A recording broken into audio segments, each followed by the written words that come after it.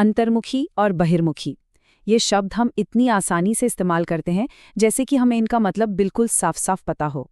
पर क्या ये सिर्फ इतना ही है कि कोई पार्टियों में जाना पसंद करता है या घर पर अकेले रहना? आज हम इसी आम धारणा से थोड़ा आगे बढ़ेंगे। हम स्विस मनोचिकित्सक कार्ल यूंग के मूल विचारों की गहराई में उतरेंगे और ये समझेंगे कि ये सिर्फ पर्सनालिटी के लेबल नहीं हैं, बल्कि ये दुनिया को देखने और उसमें अपनी ऊर्जा को दिशा देने के दो बिल्कुल अलग तरीके हैं। ये लाइन कहीं सुनी सुनी सी लगती है ना? हो सकता है हमने खुद भी कभी ऐसा कहा हो। हम अक्सर इन शब्दों को एक बहाने की तरह इस्तेमाल कर लेते हैं अपने सोशल बिहेवियर को समझाने के लिए, लेकिन जब हम ऐसा करते हैं तो हम कार्ल यूंग के एक बहुत ही गहरे और पेचीदा सिद्धांत को हद से ज्यादा सरल बना देते हैं। तो चलिए इसी आम बहाने से शुरुआत करते हैं और इसके पीछे छिपे असली मनोविज्ञान की यात्रा पर निकलते हैं। तो व्यक्तित्व की इस गुत्थी को सुलझाने के लिए हमारा ये सफ़र 4 खास पड़ावों से होकर गुजरेगा। सबसे पहले हम देखेंगे कि ये शब्द सिर्फ ठप्पे या लेबल क्यों नहीं है। फिर हम मानसिक ऊर्जा के उस बहाव को समझेंगे जो इन दोनों प्रकारों की जड़ में है। इसके बाद हम मन के उन 4 ताकतवर औजारों की खोज करेंगे जो हमारे व्यक्तित्व को और भी पड़ते देते हैं। और आखिर में हम जानेंगे कि 1 सदी बाद भी यूंग के ये विचार आज के विज्ञान और हमारी जिंदगी के लिए इतने ज़रूरी क्यों हैं। तो हमारी कहानी शुरू होती है 20वीं सदी की शुरुआत में स्विस मनोचिकित्सक कार्ल यूंग से। साल था 1921, जब यूंग ने अपनी मशहूर किताब साइकोलॉजिकल टाइप्स या मनोवैज्ञानिक प्रकार छापी थी। देखिए, ये समझना जरूरी है कि यूंग सिर्फ कोई किताबी विचारक नहीं थे, वो एक डॉक्टर थे। उनके सिद्धांत किसी बंद कमरे की सोच नहीं, बल्कि हजारों मरीजों के साथ काम करने और उनके मन की गहराइयों को समझने की कोशिशों से पैदा हुए थे। उन्होंने देखा कि लोगों के दुखी होने के तरीके भी अलग अलग होते हैं, और बस यहीं से उन्होंने व्यक्तित्व के इन मूल ढांचों को पहचानना शुरू किया। आज जब हम कहते हैं कि कोई अंतर्मुखी है, तो हमारे दिमाग में आता है कि वो शर्मीला है, और बहिर्मुखी मतलब मिलनसार है। हमने इन शब्दों को सीधे सीधे सामाजिक व्यवहार से जोड़ दिया है, पर यूंग के लिए ये मुद्दा था ही नहीं। उनका सारा ध्यान इस बात पर था कि किसी इंसान की चेतना की दिशा, उसका स्वाभाविक झुकाव किस तरफ है, बाहर की दुनिया की तरफ या फिर अपने अंदर के संसार की तरफ। तो ये व्यवहार का नहीं, बल्कि झुकाव का सिद्धांत है, और ये एक ऐसा बुनियादी फर्क है जिसने मनोविज्ञान को देखने का नजरिया ही बदल दिया। तो ये बात हमें यूंग के सिद्धांत के सबसे अहम सवाल पर ले आती है कि अगर असली फर्क शर्मीले या मिलनसार होने का नहीं है, तो फिर है किस चीज का? यूंग के लिए इसका जवाब एक बहुत ही पावरफुल आइडिया में छिपा था, जिसे उन्होंने मानसिक ऊर्जा या लिबिडो कहा। और यहाँ लिबिडो का मतलब जीवन की पूरी ऊर्जा से था। जरा ऐसे सोचिए, जैसे हम सबके अंदर एक रिचार्जेबल बैटरी है, हमारी मानसिक ऊर्जा की बैटरी। अब जो बहिर्मुखी लोग होते हैं, उनकी बैटरी बाहरी दुनिया से जुड़कर चार्ज होती है, लोगों से मिलकर, नई जगहों पर जाकर, कुछ नया करके। बाहरी दुनिया उन्हें ताकत देती है। वहीं दूसरी तरफ अंतर्मुखी लोगों की बैटरी अपने अंदर की दुनिया में वक्त बिताकर चार्ज होती है, अकेले रहकर, अपने विचारों और अपनी भावनाओं पर ध्यान देकर। उनके लिए बाहरी दुनिया की ज्यादा हलचल बैटरी को खत्म करती है, और उसे दोबारा चार्ज करने के लिए उन्हें एकांत चाहिए होता है। तो देखिए, हमारी आम धारणा पूरी तरह से व्यवहार पर टिकी है कि कौन कितना बोलता है, कौन कितना घुलता मिलता है, लेकिन यूंग की धारणा ऊर्जा के बहाव पर आधारित है। बहिर्मुखी व्यक्ति की ऊर्जा कुदरती तौर पर बाहर की तरफ जाती है। वो लोगों और चीजों की दुनिया में जीते हैं, वो अक्सर बोलकर सोचते हैं। इसके उलट अंतर्मुखी व्यक्ति की ऊर्जा अंदर की तरफ बहती है। वो बाहरी दुनिया को पहले अपने अंदर के आईने में देखते हैं और कोई भी प्रतिक्रिया देने से पहले उसे अपने अंदर प्रोसेस करते हैं।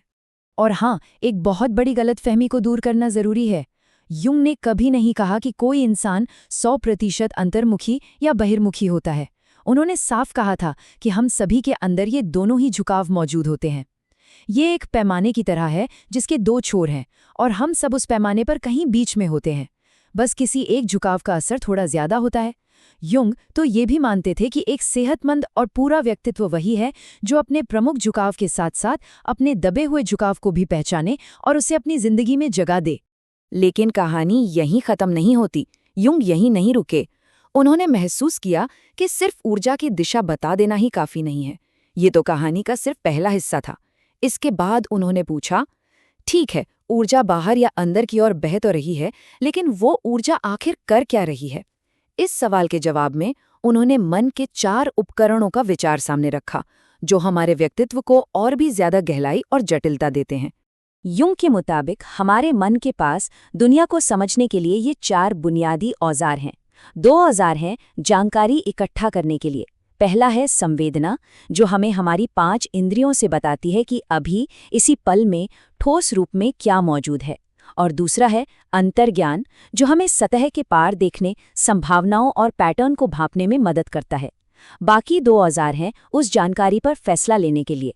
पहला है चिंतन, जो तर्क और विश्लेषण का इस्तेमाल करता है, और दूसरा है भावना, जो व्यक्तिगत मूल्यों पर आधारित है कि कोई चीज़ हमें कैसा महसूस कराती है। युंग ने कहा कि हम सब इन चारों औजारों का इस्तेमाल करते हैं, लेकिन हम में से हर किसी का एक औजार बाकियों से ज्यादा मजबूत और असरदार होता है। ये हमारा प्रमुख कार्य है, और ये प्रमुख कार्य या तो बहिर्मुखी तरीके से काम कर सकता है या अंतर्मुखी तरीके से। जैसे एक बहिर्मुखी चिंतक बाहरी दुनिया में तर्क और व्यवस्था बनाने पर ध्यान देगा, जबकि एक अंतर्मुखी चिंतक अपने अंदर विचारों और सिद्धांतों का एक तार्किक ढांचा बनाने पर ध्यान देगा। और बस यहीं से व्यक्तित्व की असली विविधता शुरू होती है। ये सोचना भी कमाल लगता है कि युंग ने ये सारे सिद्धांत 1 सदी पहले बिना किसी ब्रेन स्कैनर या आज की तकनीक के सिर्फ लोगों से बात करके और उनके व्यवहार को गहराई से देखकर बनाए थे। लेकिन जो बात इसे और भी असाधारण बनाती है वो ये है कि आज का आधुनिक तंत्रिका विज्ञान या न्यूरोसाइंस उनके कई विचारों पर वैज्ञानिक मोहर लगा रहा है। चलिए देखते हैं कि युंग की ये विरासत आज भी कैसे जिंदा है और शायद पहले से कहीं ज्यादा मजबूत है। विज्ञान अब ये साबित कर रहा है कि अंतर्मुखी और बहिर्मुखी लोगों के दिमाग की बनावट और काम करने के तरीके में वाकई फर्क होता है। जैसे कॉर्टिकल उत्तेजना, इसका मतलब है दिमाग की सामान्य सक्रियता का स्तर। अंतर्मुखियों का दिमाग सामान्य रूप से ज्यादा सक्रिय होता है, जैसे एक माइक जिसका वॉल्यूम पहले से ही तेज हो, इसीलिए बाहरी शोर शराबा उन्हें थका देता है। वहीं बहिर्मुखियों के दिमाग की सक्रियता कम होती है, इसीलिए वो बाहरी दुनिया से उत्तेजना खोजते हैं ताकि उनका वॉल्यूम बढ़ सके। इसी तरह डोपामाइन है, जो हमें खुशी का एहसास कराता है। बहिर्मुखी इसकी ज्यादा मात्रा से ऊर्जा महसूस करते हैं, जबकि उतनी ही मात्रा अंतर्मुखियों को बेचैन कर सकती है। युंग के विचारों का सबसे मशहूर और फैला हुआ रूप है मायर्स ब्रिग्स टाइप इंडिकेटर या MBTI। इसे कैथरीन ब्रिग्स और उनकी बेटी इज़ाबेल मायर्स ने युंग के जटिल विचारों को आम लोगों के लिए आसान और उपयोगी बनाने के मकसद से बनाया था। उनका लक्ष्य था कि लोग खुद को और दूसरों को बेहतर समझ सके। आज ये दुनिया का सबसे लोकप्रिय व्यक्तित्व परीक्षण बन चुका है, जिसे करोड़ों लोग इस्तेमाल कर चुके हैं। लेकिन MBTI की इस जबरदस्त लोकप्रियता के बीच खुद कार्ल युंग की चेतावनी को याद रखना बेहद जरूरी है। वो किसी भी इंसान पर ठप्पा लगाने या उसे एक डब्बे में बंद कर देने के ख्याल के सख्त खिलाफ थे। उनका मानना था कि इन प्रकारों का मकसद किसी की पहचान को सीमित करना नहीं, बल्कि आत्मखोज की यात्रा शुरू करने के लिए एक नक्शा देना है। अगर कोई प्रकार एक आखिरी मंजिल बन जाता है तो वो अपना असली मकसद ही खो देता है। और यही इस पूरी बातचीत का सार है। युंग का सिद्धांत हमें किसी पर अंतर्मुखी या बहिर्मुखी का लेबल लगाने के लिए नहीं दिया गया था, बल्कि ये हमें सहानुभूति और समझ का एक बहुत ताकतवर औजार देता है।